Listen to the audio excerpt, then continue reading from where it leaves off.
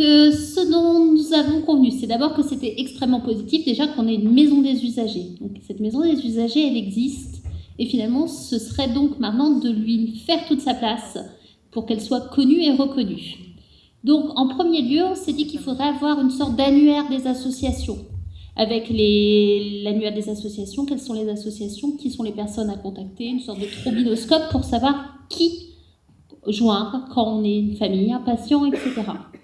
Ensuite, ça va dans le même axe, on est aussi sur la communication. Une fois qu'on a cet annuaire et qu'on a recensé, comment on fait pour que la maison des usagers soit connue dans ses missions, dans ses objectifs, et puis dans ses participants.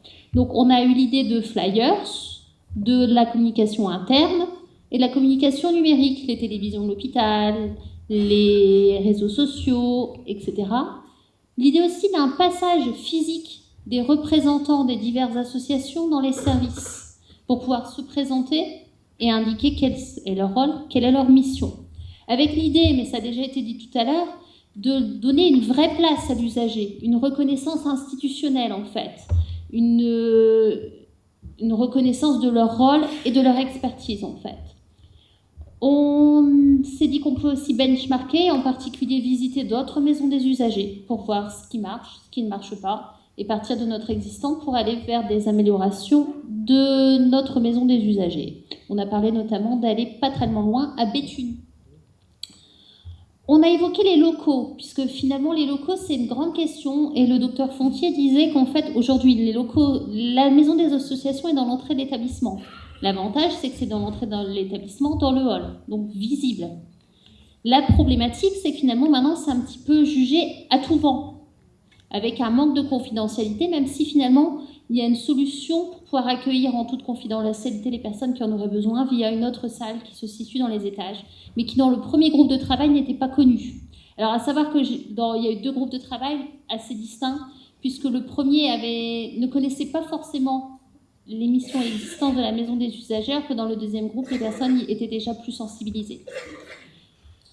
On a aussi évoqué la problématique le fait que ce soit du bénévolat.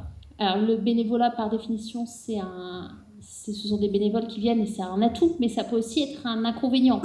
C'est finalement des gens qui donnent de leur temps et puis qui s'investissent dans leur temps, aussi dans les ressources. La question du remboursement, en particulier des frais qui sont induits par le temps passé, le fait de venir, les déplacements, les repas, etc.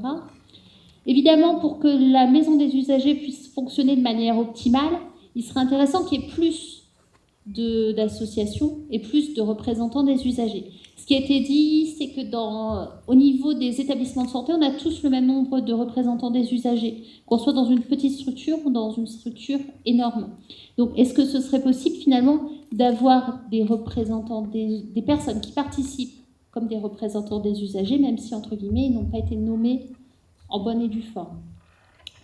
On a parlé d'actions aussi, ça rejoint la communication de tout à l'heure, de promotion de la santé, de journées dédiées, et finalement de formalisation des conventions, des partenariats existants, pour que là encore ce soit connu et reconnu. Donc l'idée c'est finalement de développer l'expertise patient via la maison des usagers, qui pourrait être une maison des usagers, et des proches des usagers, on retombe sur les thématiques qui ont été abordées par les pères aidants. Voilà, de manière très synthétique. Merci beaucoup Isabelle. Oui, des vrais liens entre ces 3 premières thématiques.